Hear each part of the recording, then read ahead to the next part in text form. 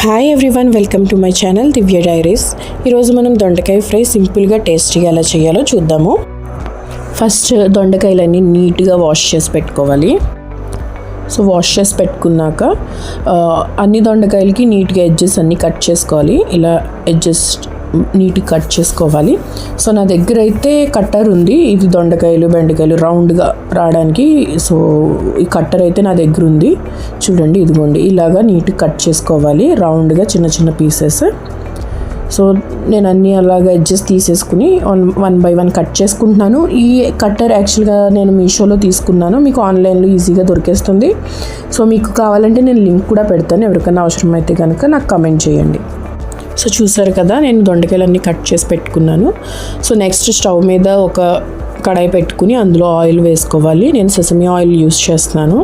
Fry కాబట్టి oil కొద్దిగా ఎక్కువే పడుతుంది. సో వేసుకోండి, ఒక 5 to 10 టేబుల్ స్పూన్స్ వేసుకోండి. సో ఇందులో నేను ఒక 3 to 4 వెల్లుల్లిపాయలు వేసుకున్నాను. కొద్దిగా ధనియాలు, కొద్దిగా జీలకర్ర, కొద్దిగా మినపప్పు, కొద్దిగా శనగపప్పు,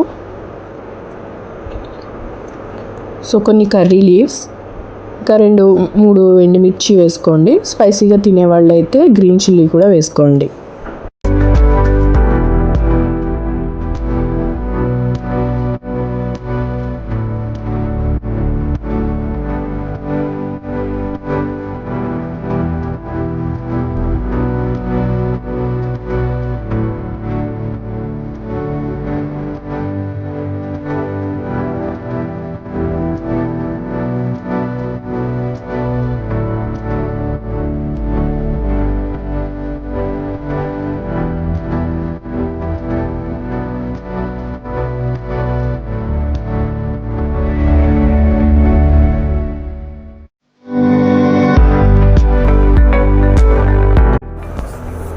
సో ఇవి ఆల్మోస్ట్ ఫ్రై అయిపోయినాయి కదా. సో మనం కట్ చేసి పెట్టుకున్న దొండకాయలు కూడా ఇందులో వేసేసుకుందాము.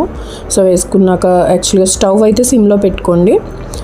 దొండకాయ వేసుకుని బాగా మిక్స్ చేసుకుందాము. సో దొండకాయ అన్నది చాలా స్లోగా కుక్ అవుతుంది. సిమ్లో పెట్టుకుని చాలా పేషెన్స్గా మనం అలా ఫ్రై చేసుకుంటూనే ఉండాలి. నేనైతే లిడ్ పెట్టేశాను, ఎందుకంటే ఆబ్వియస్లీ దొండకాయకి టైం పడుతుంది. సో లిడ్ పెడితే కొంచెం త్వరగా సాఫ్ట్ అన్నది అవుతుంది.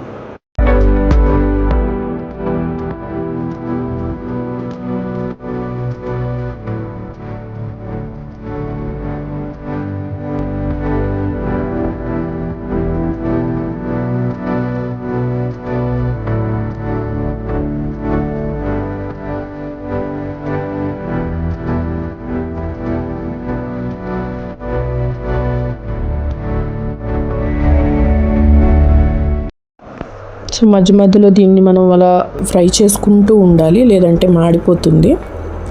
సో ఇప్పుడు ఆల్మోస్ట్ చాలా వరకు ఇది ఫ్రై అయింది కాబట్టి ఒక 80% వరకు. సో ఇప్పుడు కొద్దిగా టేస్ట్కి సరిపడా సాల్ట్ వేసుకోవాలి.